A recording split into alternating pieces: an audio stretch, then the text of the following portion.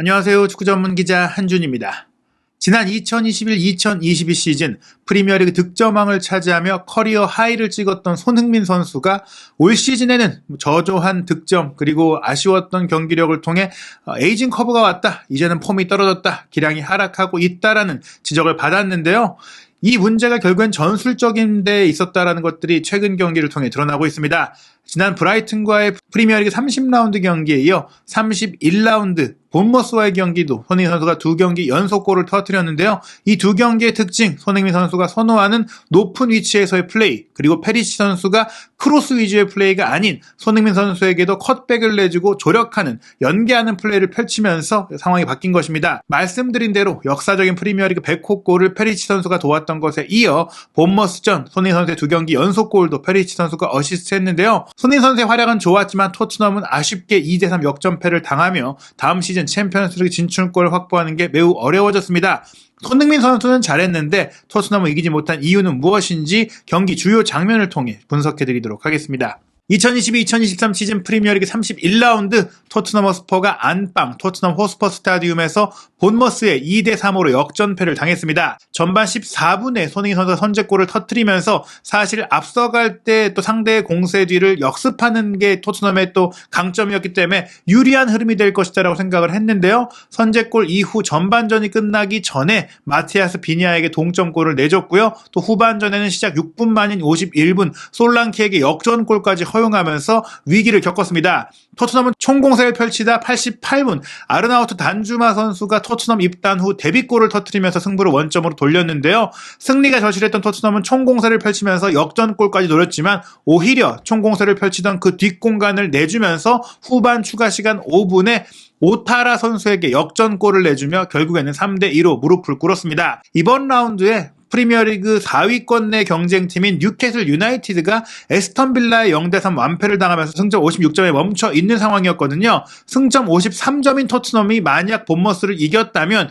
뉴캐슬과 승점 타이를 이룰 수가 있었어요. 또 맨체스터 유나이티드가 아직 노팅엄과 경기를 하지 못했는데 최근에 주요 선수들이 부상을 입으면서 위기를 겪고 있었거든요. 맨유 역시 승점 56점인 상황이었기 때문에 토트넘이 이번 경기를 이겼다면 뉴캐슬, 맨유, 토트넘이 모두 승점 56점이 되고 또 토트넘이 맨유를 골득 실차로 제치고 일시적으로나마 4위권으로 올라갈 수가 있었는데 이번 경기를 이기지 못한 것은 사실상 4위 경쟁에서 크게 뒤처지게 됐다는 것을 의미합니다. 무엇보다 뉴캐슬과 맨유가 한 경기를 덜 치른 상황이기 때문에 토트넘이 홈에서 승격팀인 본머스를 이기지 못한 것은 뼈아픈 타격인데요. 이 경기에 그나마 희소식이었던 것은 말씀드린 대로 손흥민 선수의 득점력이 확실하게 살아났다는 점인데요. 이번 경기에서 득점을 추가하면서 올 시즌 리그 8호 골로 이제 2골만 더 기록하면 7시즌 연속 프리미어리그 2자릿수 득점을 올리게 되는데요. 이날 자신의 통산 프리미어리그 101호 골을 기록하면서 멜 르티시에가 기록했던 100골 타의 기록을 넘어서 이제 역대 프리미어리그 득점 33위를 차지하게 됐어요. 이제는 3골만 추가하면 호날두 선수의 기록을 확실하게 넘어서면서 자신의 우상인 호날두 이상의 프리미어리그 득점 기록을 세우게 된 손흥민 선수인데요. 이번 경기 주요 상황부터 살펴보겠습니다. 우선 선발 명단 살펴보면 부상 선수가 많은 토트넘은 변화를 줄 수가 없었죠. 브라이튼전과 동일한 선발 명단을 꺼냈는데 손흥민, 케인, 쿠루셉스키의 3톱 좌우 윙백으로 페드로 포로와 이반 페리시치, 두 명의 중앙 미드필드는 올리버 스킵과 피에르 에밀 호이비에르, 3백은 로메로 다이어, 랑글레, 골문, 위고 요리스가 지켰습니다. 본머스는 4-2-3-1 포메이션으로 경기를 했는데요. 한국에서 열렸던 2017년 20세 이하 월드컵에 잉글랜드 대표로 참가했던 솔랑키가 올 시즌의 주 득점원으로 맹활약을 하고 있죠. 최전방에 배치됐고 타브니어와 빌링, 크리스티가 2선 공격수, 로스웰과 레르마가 2명의 중앙 미드필드로 배치됐고 켈리, 메팜, 스티븐스, 비니아가 이제 포백 라인을 구성을 했습니다. 네투가 골문 지켰고요. 토트넘은 항상 기용해왔던 3-4-3, 3-4-2-1 포메이션으로 경기를 했어요. 콘테 감독 시절과 포지는 같지만 그래도 메이슨 코치의 영향력, 또 스텔리니 감독 대행의 변화를 준 부분들은 역시 라인을 좀 높이고 상대 지역에서의 압박 빈도를 높인 것이라고 할 수 있겠는데요. 경기 시작 2분 만에 토트넘의 왼쪽 센터백인 랑글레 그리고 왼쪽 공격수 손흥민 선수가 근거리에서 함께 상대를 이제 압박하는, 그렇게 공을 따내는 모습이 인상적이었거든요. 실제로 손흥민 선수가 이날 경기 왼쪽 윙포워드에서 이전에 콘테 감독 시절에는 왼쪽 메잘라라든지 왼쪽 윙백이라든지 이런 영역까지 많이 내려와서 활동하는 모습들이 보였는데 지난 브라이튼전도 그렇고 이번 경기도 그렇고 굉장히 높은 위치에서 플레이를 했고 케인 선수가 나란히 투톱으로 서거나 혹은 케인이 밑으로 더 많이 빠져주면서 손흥민 선수가 최전방에서 골을 노리는 위치를 많이 선점을 했는데 지금 이 전반전의 히트맵을 보시면 손흥민 선수가 꽤 높은 위치 그리고 페널티 에어리어 안쪽을 많이 차지했던 것을 볼 수가 있죠. 이 장면 역시 케인이 근거리에 있긴 한데 손흥민 선수 역시 그 가까운 곳에서 플레이를 했다는 것을 볼 수가 있고 또 8분께는 이제 손흥민 선수가 왼쪽 하프스페이스 지역에서 가운데로 치고 들어가면서 플레이를 전개하려고 할 때 크리스티가 거친 파워로 넘어뜨리는 부분이 나왔어요. 여기서 넘어뜨리지 않았다면 지난 브라이튼과의 경기와 마찬가지로 조금 먼 거리더라도 확실하게 이제 열린 공간을 통해서 손흥민 선수가 쉽게 슈팅을 때릴 수가 있었기 때문에 무리한 태클로 좀 저지할 수밖에 없는 장면이었습니다.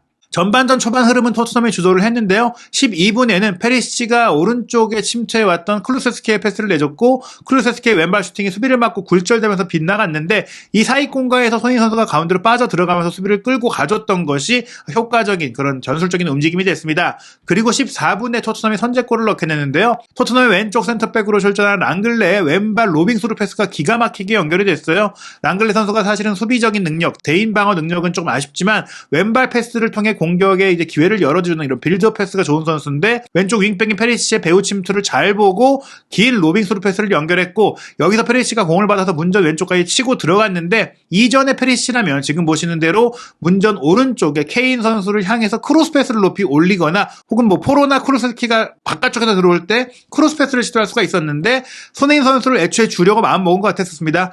바후 공간에서 프리 찬스로 들어온 손흥민 선수를 놓치지 않고 컵백을 제대로 내줬고 여기서 손흥민 선수가 깔끔한 슈팅을 밀어넣었어요. 수비를 맞고 굴절되면서도 골대 안을 찔렀던 슈팅인데 지난 브라이튼과의 경기는 사실 뭐 페리시치가 크로스 하려다가 내준 패스 자체가 좋긴 했지만 무엇보다 손흥민 선수의 오른발 가마차기 슈팅이 워낙에 날카로운 원더골이었잖아요. 이 장면은 손흥민 선수의 슈팅도 좋긴 했지만 기본적으로 페리시치의 좋은 컵백을 통해 나온 페리시치의 진정한 도움으로 나왔다고 할 수 있겠고 페리시치 선수가 이렇게 두 경기 연속 손흥민 선수에게 도움을 내준 장면은 분명히 좀 인상적인 토트넘이 전술적으로 좀 개선을 하고 개별적인 세부 전술을 바꿔준다면 페리시치와 손흥민 선수가 충분히 공존할 수도 있다는 것들을 좀 보여준 그런 장면이었습니다. 이렇게 선제골이 나오면서 토트넘이 유리한 경기를 끌고 가는 줄 알았는데 그 이후에는 수비적으로 흔들리는 장면들이 연달아서 나왔습니다. 16분에는 본머스의 중앙 미드필드인 로스웰이 단번에 왼쪽 전방을 향해서 긴 패스를 내줬고 왼쪽 풀백인 비냐가 공을 달고 문전까지 들어가서 내준 패스를 크리스티가 이제 중거리 슈팅으로 가져갔는데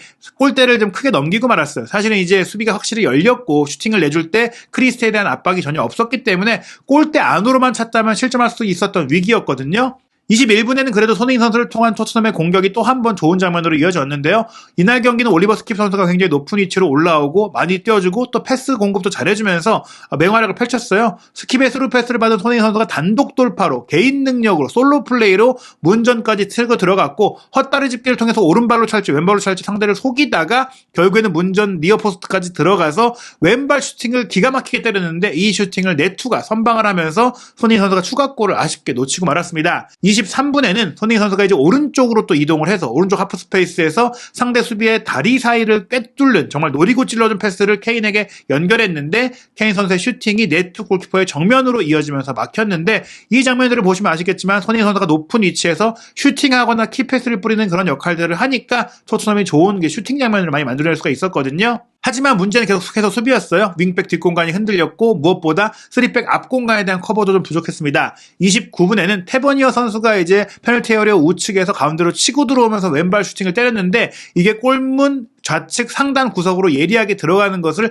요리스 골키퍼가 선방을 하면서 가까스로 막아냈습니다. 어찌됐거나 이런 치고받는 공방전 속에 토트넘의 경기력도 나쁘지 않았는데 악재는 36분에 찾아옵니다. 말씀드린 이 페리시치의 컵백에 이은 손흥민 선수의 골 과정에 기점 패스 역할을 했던 랑글레 선수가 혼자서 이제 터닝하는 과정 속에서 근육 부상을 입고 교체가 되고 말았는데요. 그러면서 들어온 선수가 다빈손 산체스였어요. 지금 올 시즌에 수비적으로 잘해왔던 뭐 벤 데이비스가 또 부상 중이고 또 에메르송 로얄까지도 시즌 아웃이 된 가운데 수비 자원이 부족한데 산체스가 나올 때마다 굉장히 좀 흔들리는 모습들을 많이 보였거든요. 게다가 이제 산체스가 본래 오른발잡이다 보니까 왼쪽 센터백으로 기용됐을 때 특히 부진한 모습들을 보였기 때문에 왼쪽 센터 센터백 랑글레가 빠진 자리에 들어왔을 때 우려를 했는데 산체스에 대한 그런 문제들을 인식했기 때문인지 산체스가 오른쪽 센터백으로 들어갔거든요. 그럼에도 불구하고 토트넘의 수비는 랑글레가 빠지고 산체스가 들어온 때를 기점으로 더욱더 흔들리고 말았습니다. 우선 37분에 토트넘이 다이어의 롱패스를 통한 손흥민 선수의 배우 침투 그리고 손흥민 선수의 패스를 통한 케인 선수의 중거리 슈팅이 이어지면서 또 한 번 이제 수비 지역부터 바로 손흥민 선수를 향한 이 공간 패스를 통해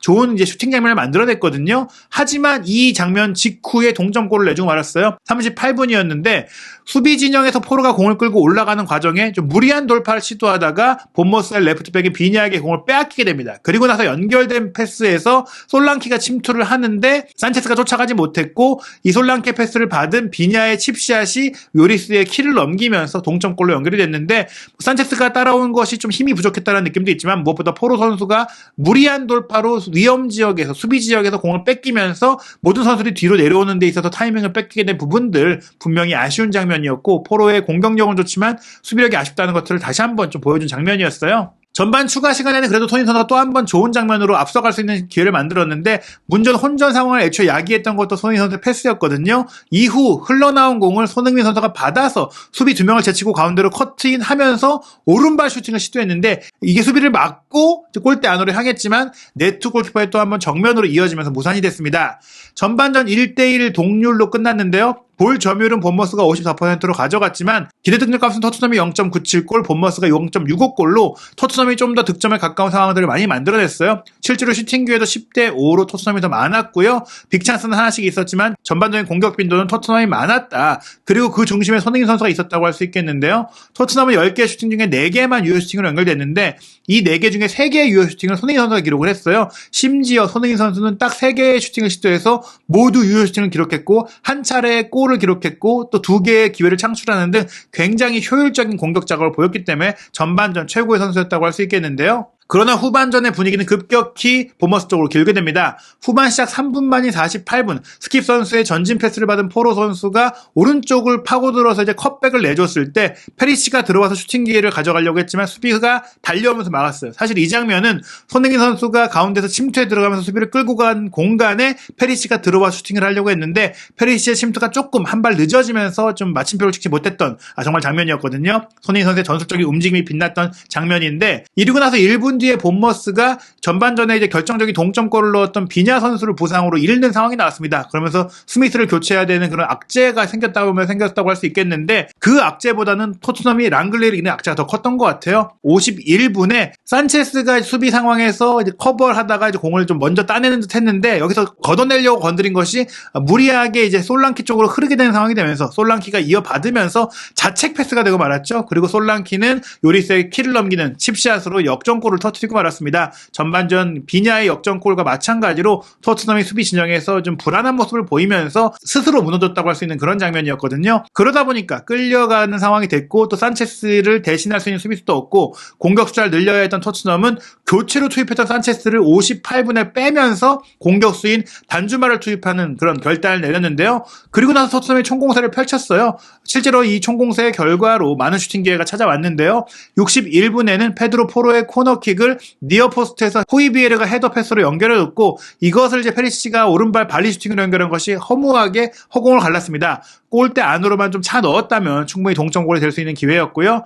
63분에는 케인 선수가 배우로 빠져서 스루 패스를 단주마에게 연결해줬고 단주마가 바로 슈팅까지 가져갔지만 수비의 견제 속에 정확하게 터치가 이루어지지 못했고 골키퍼의 정면으로 흐르고 말았습니다. 토트넘의 총공세를 펼치는 가운데 2대1 리드를 잡은 본머스는 안정적으로 수비를 강화하는 교체 카드를 계속 꺼냈는데요. 66분에 이제 측면 공격수인 크리스를 빼고 앤서니를 투입을 했고 체력을 보강해줬는데 70분 토트넘이 또 한 번 좋은 슈팅 기회를 맞이했어요. 오른쪽 측면에서 깊이 들어가던 단주마가 뒤로 빼준 공을 페드로 포로가 크로스 패스로 빠르게 연결했고 케인 선수가 헤더 슈팅을 이제 힘차게 가져갔지만 골대를 빗나가고 말았습니다. 그리고 77분에 토트넘은 또 한 번의 과감한 교체를 하게 되는데요. 전반전에 왕성한 활동량 영상을 통해서 중앙 지역을 지배하고 좋은 패스도 뿌렸고 수비도 잘 커버해줬던 스킵 선수가 급격한 체력 저하를 겪으면서 운반책 역할을 하지 못했고 특히 이제 공격이 더 필요한 상태였기 때문에 77분 토트넘이 올리버 스킵을 빼고 히샬리송을 교체 투입을 하게 됩니다. 이렇게 되면서 손흥민, 히샬리송, 단주마, 케인, 쿠루세스키까지 무려 5명의 공격수를 한 번에 투입하는 상황이 됐는데 이런 상황에서 케인이 실질적으로 아예 미드필드 지역으로 내려가서 10번 역할을 했고 쿠루세스키도 마찬가지로 이제 공격 미드필드 역할을 하면서 조금 내려가는 양상을 보였고 손흥민, 히샬리송, 단주마가 최전방에 올라갔고 페리시아, 포로까지도 좀 측면에 날개 역할까지 하면서 다이어, 호이비에르, 로메로만이 배우를 커버하고 총공격을 펼치는 그런 양상이 됐습니다. 그에 맞서 본머스 같은 경우에 선수들이 이제 부상을 겪는 부분도 있었고 체력이 떨어지는 부분도 있다 보니까 79분에 이제 공격력을 갖추고 있는 빌링과 테버니어를 빼고 세네어시와 와타라를 투입해서 이제 변화를 줬거든요. 수비를 강화한 것도 있지만 와타라 같은 경우에는 공격 능력을 갖고 있는 선수인데 일단은 총공사를 펼친 이 토트넘의 이제 숫자적인 부분을 견제하기 위해서 본머스가 조금 많이 내려앉았거든요. 그런 가운데 86분 토트넘의 롱볼 공격이 좀 적중하는 것 같았어요. 수비 지역에서 길게 넘어온 패스를 단주마가 흘려줬고 이걸 히샬 선수가 슈팅한 것이 조금은 굴절이 되면서 골문 구석으로 행운의 골로 연결되는 것 같았지만 헤더 패스를 하는 그 순간에 단주마가 오프사이드 위치에서 공을 받은 것이 확인이 되면서 이 골이 인정받지 못했습니다. 하지만 결국 88분 페리시의 롱스로인을 받은 단주마 선수의 왼발 슈팅이 수비를 맞고 굴절되면서 골문 구석에 꽂히면서 토트넘이 극적인 동점골을 넣었거든요. 2대2가 됐고 또 전반전에 선수 교체라든지 부상이라든지 VAR이라든지 여러 가지 이유로 이제 지연된 시간이 많다 보니까 총 6분의 추가 시간이 주어졌을 때 역전까지 할 수도 있겠다. 전반기 맞대결 당시에도 토트넘이 3대2로 극적인 승리를 거둔 바가 있기 때문에 희망을 살리는 그런 골이 터졌다고 할 수 있겠거든요. 그런 가운데 실제로 토트넘이 총공사를 펼쳤고 후반 추가 시간 4분에는 페리시치의 코너킥을 히샬리송 선수가 껑충 뛰어올라서 헤더슈팅으로 연결을 했는데 이게 골포스트 옆을 아슬아슬하게 지나치고 말았습니다. 하지만 이 장면 이후 본머스의 역습이 결국에는 결승골로 이어졌는데요. 너무나 많은 공격을 펼치는 토트넘이 뒷공간을 내줄 수밖에 없는 역습 위기 상황, 체력도 많이 떨어져 있었고요. 여기서 이제 침착하게 본머스가 마무리 플레이를 하게 되는데 솔랑키가 자신 쪽으로 3명의 수비수가 몰렸을 때 침착하게 와타라에게 패스를 내줬고 와타라는 호이비에르가 끝까지 쫓아와서 견제해줬지만 슈팅한 척하면서 접어내면서 오른발 가마차기 슈팅으로 정확하게 골문 구석을 노리고 슈팅을 성공을 시키면서 토트넘의 숨통을 끊어놓는 골을 넣고 말았습니다. 이후 이제 지연된 시간 1, 2분 정도가 더 주어졌지만 토트넘이 따라가기에는 역부족이었고요. 결국 이 경기 본머스가 3대2로 승리하면서 마무리가 됐습니다. 토트넘은 뉴캐슬, 맨유, 브라이튼, 에스턴빌라 등과 4위 경쟁을 펼치고 있는데 말씀드린 대로 뉴캐슬이 에스턴빌라에 패배하면서 승점 56점에 멈춰 있기 때문에 토트넘이 뉴캐슬과의 격차를 좁힐 수 있는 기회가 아직 있기는 해요. 뉴캐슬이 한 경기를 덜 치르긴 했지만 다음 라운드 4월 23일 일요일 밤 10시에 뉴캐슬 원정 경기를 치르게 되고 이 경기를 이기게 된다면 신락 같은 희망을 할 수가 있게 되는데 문제는 이제 랑그레 선수의 부상이 또 어느 정도인지 랑그레 선수가 회복이 늦어진다면 더더욱이나 토트넘의 전력이 떨어질 수밖에 없다라는 것 그리고 이어서 4월 28일 금요일 새벽 4시 15분에는 맨유와의 홈 경기가 또 펼쳐집니다. 그리고 이제 5월 1일 0시 30분에는 리버풀전이 있고요. 이 아주 중요한 세 경기를 과연 토트넘이 이겨낼 수 있겠느냐. 이 경기를 다 이겨낸다면 본머스전 패배에도 불구하고 4위 경쟁의 희망을 살릴 수 있겠지만 본머스를 이기지 못한 토트넘의 경기력과 수비적인 문제들을 본다면 현실적으로 4위권으로 치고 올라가는 것이 쉽지 않겠다라는 좀 우려가 들고 있는데요. 손흥민 선수의 고군분투에도 불구하고 손흥민 선수의 득점력이 살아났음에도 불구하고 수비적인 문제를 해결하지 못한 토트넘이 또 한 번 승격팀의 약체에 발목을 잡히는 상황이 됐습니다. 과연 토트넘이 이 문제를 어떻게 해결해야 할지 또 이 문제를 어떻게 해결할 수 있을지 그리고 손흥민 선수의 커리어는 앞으로 어떻게 이어져야 할지 한준TV에서 부버디 김현민 기자와 함께하는 정밀 분석 그리고 긴급 진단 그 외에 각종 경기 후 반응들 준비하고 있으니까요. 구독, 좋아요, 알림 설정을 통해 한준TV에서 올라오는 새로운 영상들도 곧바로 확인하시기 바랍니다.